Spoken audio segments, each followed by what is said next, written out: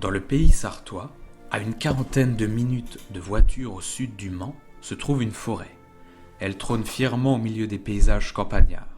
Elle attire le regard vers elle.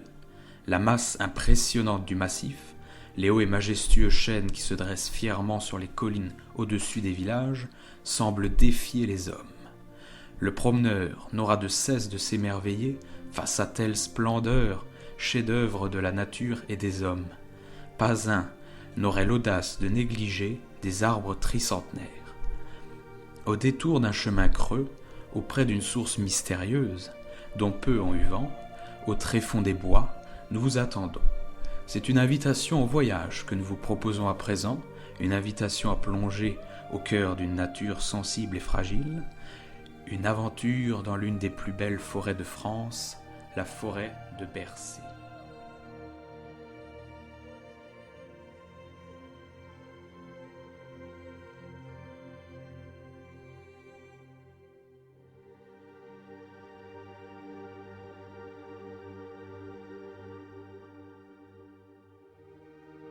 La forêt de Bercé n'a pas toujours été comme nous la connaissons aujourd'hui. Les relations entre les hommes et les forêts ont évolué. Il y a 4000 ans de cela, ces derniers s'établissent le long des rivières et défrichent les plaines et les vallées. Leur but était de faire place nette pour implanter des cultures et se fournir en bois de construction.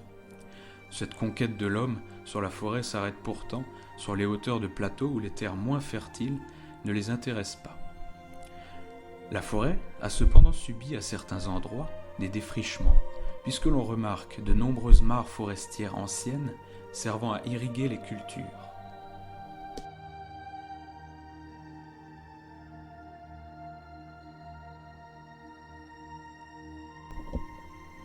Il y a 2000 ans, la France d'aujourd'hui était appelée par Jules César la Gaule chevelue, en raison des très grandes forêts qui la recouvraient.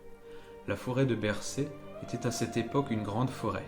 Elle était appelée forêt des Carnutes par les Romains, en référence au peuple des Carnutes qui habitaient la région. Les Romains craignaient notamment de traverser ce territoire sombre et hostile qui s'étendait alors jusqu'à la forêt d'Orléans. Dans ces temps lointains, les gens ne trouvant dans la forêt que peu d'intérêt, ils se fournissaient en bois dans les lisières, mais les profondeurs de la forêt restaient délaissées. Les Romains étaient très présents autour de la forêt. Ils construisaient entre autres des camps dont on peut encore facilement distinguer les vestiges. L'un des sites les plus imposants est le camp des Sermaises, proche de Saint-Vincent de Loiret, où l'on peut encore voir les buttes de terre qui délimitaient l'enceinte. Ces déformations de terrain forment des vestiges d'un temps perdu dans lequel les hommes devaient se protéger derrière des palissades et des murs, des envahisseurs et des ennemis.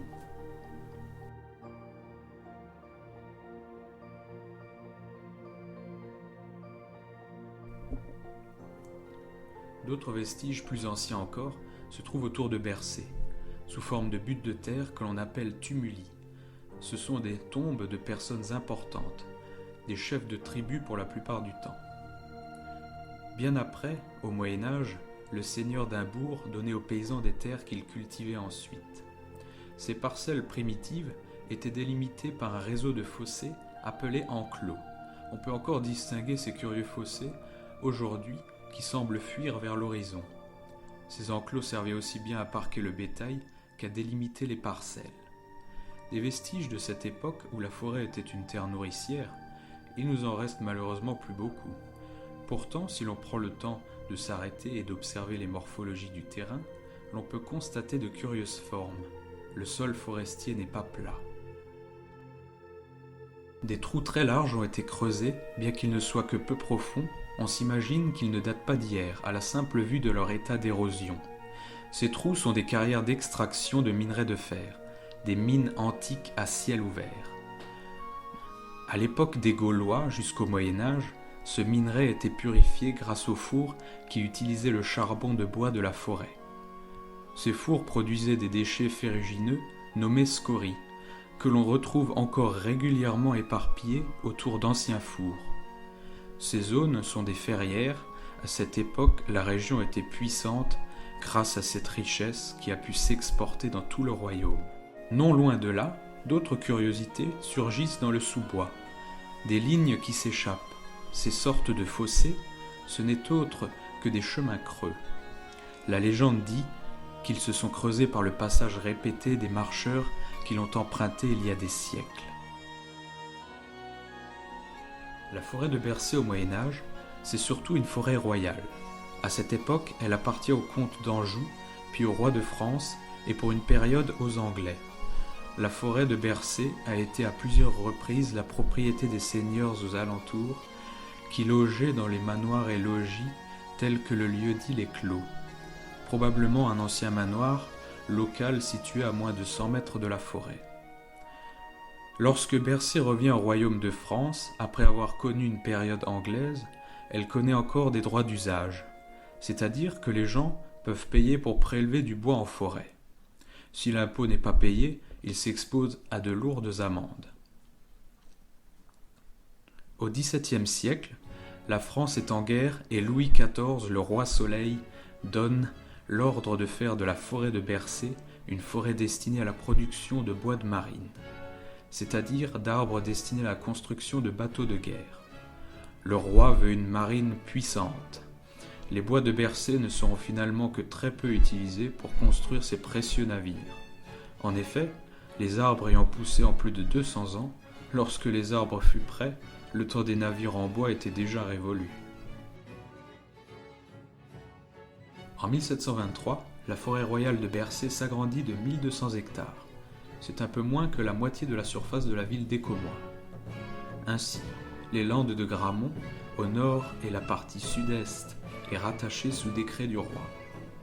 Dans ces zones où les sols sont très peu fertiles, ne seront plantés que des chênes, mais ceux-ci ne pousseront finalement jamais du fait de la pauvreté de la terre. Depuis ce temps, on y plante des résineux qui se satisfont très bien de ces sols sableux et ingrats.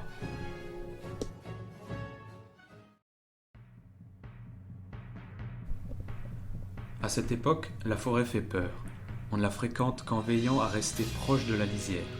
On évite d'y pénétrer trop souvent, on la contourne. Les brigands y détroussaient les rares voyageurs qui osaient la traverser et d'odieux méfaits y étaient commis. C'était également l'époque des loups et on pouvait difficilement se repérer dans cette grande étendue boisée. Un voyageur du XVIIIe siècle dira même que c'est un lieu sombre et véritablement effrayant où vivent des esprits damnés qui s'emparent des pauvres humains.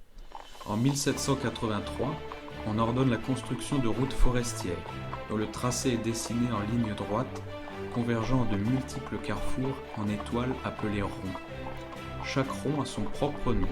C'est ainsi que sont baptisés le rond de Bercé, le rond de la Lune, le rond des Forges et bien d'autres. Les rois voient en ces travaux un intérêt pour la sécurité de ces territoires hostiles et pour l'orientation de la circulation de ces voitures sur les axes royaux. Partout en forêt, jusqu'en 1843, les travailleurs s'activent pour terrasser et extraire le remblai nécessaire à la construction des routes empierrées. Aujourd'hui, ces mêmes routes sont recouvertes de ce bitume rose si caractéristique à Bercé. Très vite après l'instauration de ces nouvelles voies de communication, les vieux chemins creux disparaissent petit à petit. Bercé, plus que de l'histoire, c'est aussi des légendes. Les forêts ont toujours été sujettes aux histoires étranges, aux anecdotes et aux légendes. À Bercé, un lieu étrange existe. Dissimulé des yeux des non-avertis, il se présente sous la forme d'une profonde cavité. Cette grotte n'est pas naturelle. Les anciens disent que c'est l'entrée dérobée d'un souterrain qui reliait jadis les châteaux des alentours entre eux. D'autres disent que dans ces galeries vivait un ermite. Le vieil homme était en fait le gardien d'un précieux trésor qu'il dissimulait dans une grande salle au plus profond de la cavité. Selon la légende, ce trésor se présentait sous la forme d'un veau d'or. Cependant, il n'a jamais été trouvé par les nombreux chasseurs de trésors qui le convoitaient avidement. Depuis, le souterrain s'est éboulé à 2 reprises. La première fois durant le percement de la ligne forestière de la Jument Blanche en 1782 et la seconde fois lorsqu'un résistant y fit exploser une grenade durant la Seconde Guerre mondiale afin de dissimuler les preuves de sa venue. Personne ne saura-t-il jamais si ce trésor a réellement existé un jour? Il est pourtant permis d'y croire. Dans ce cas, c'est qu'il doit encore y être.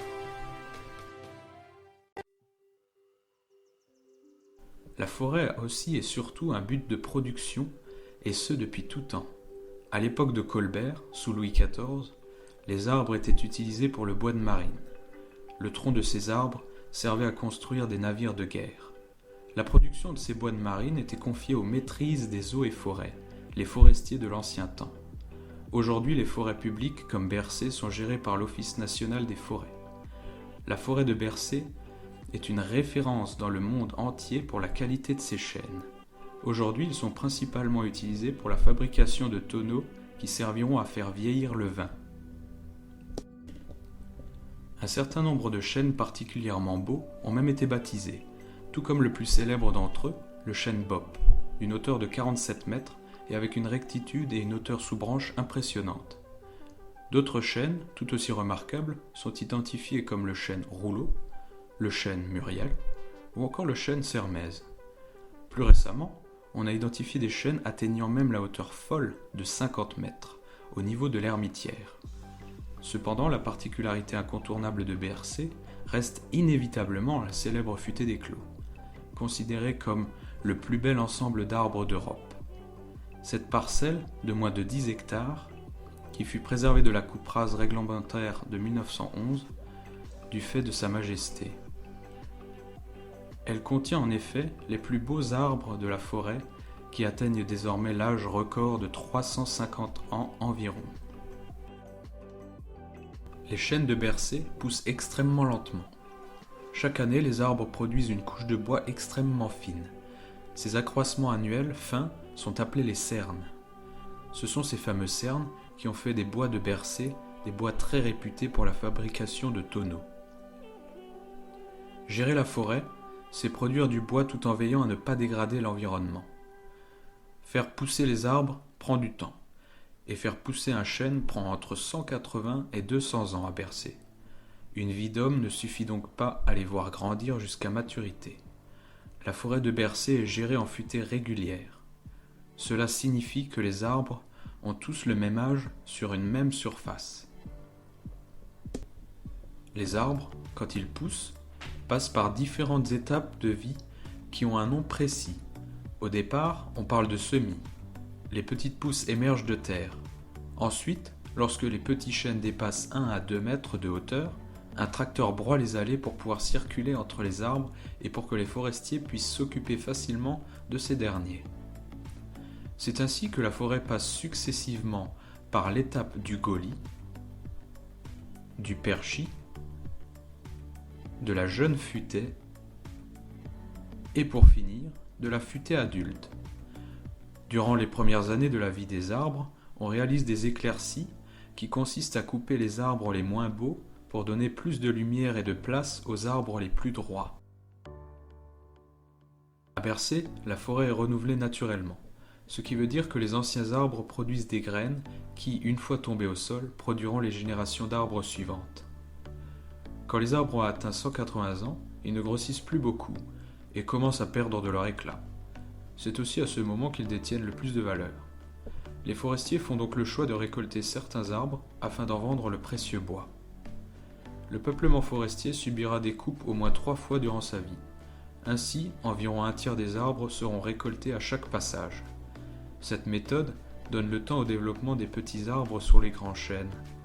Il est donc courant de voir en forêt des endroits où l'on trouve des grands arbres très écartés les uns des autres, sous lesquels des petits arbres de moins de 1 mètre de hauteur prolifèrent.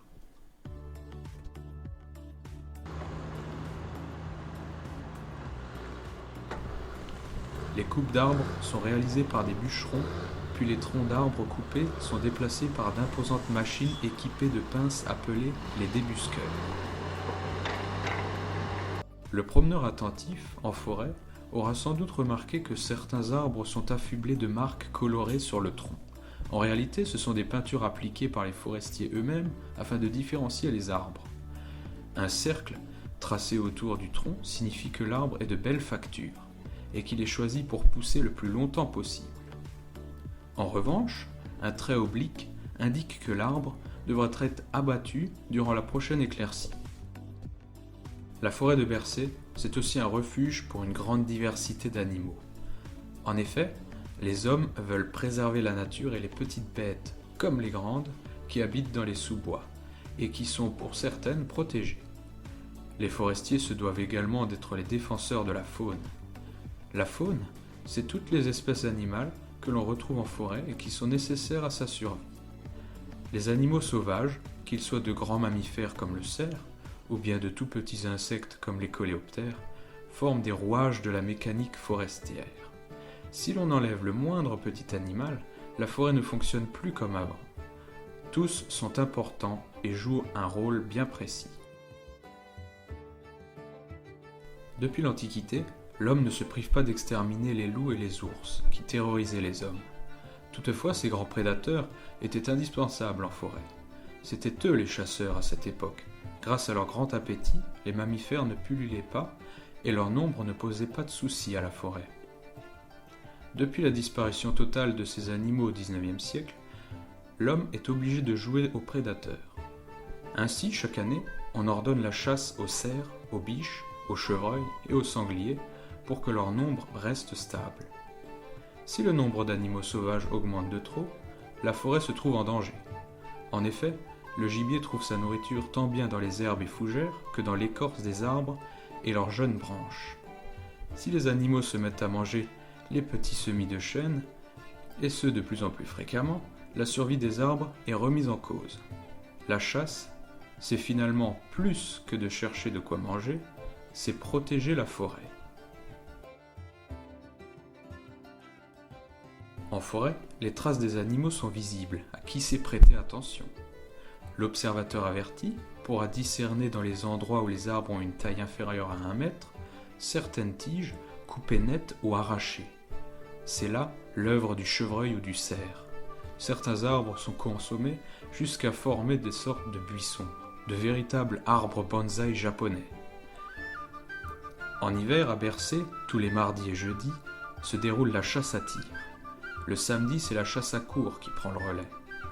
Les chasseurs à tir, répartis en ligne le long des chemins, attendent le passage du gibier levé par les chiens dans la parcelle. La chasse à courre a quelque chose de plus prestigieux et de plus élégant. C'est le mode de chasse qui se rapproche le plus de la prédation naturelle du loup. En effet, les chiens guidés par les chasseurs appelés veneurs sont en meute et traquent un animal jusqu'à l'épuisement. Il arrive souvent que l'animal soit plus malin que ses poursuivants et qu'il ne soit pas pris.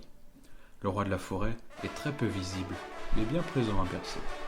La nuit, il parcourt de grandes distances pour trouver sa nourriture.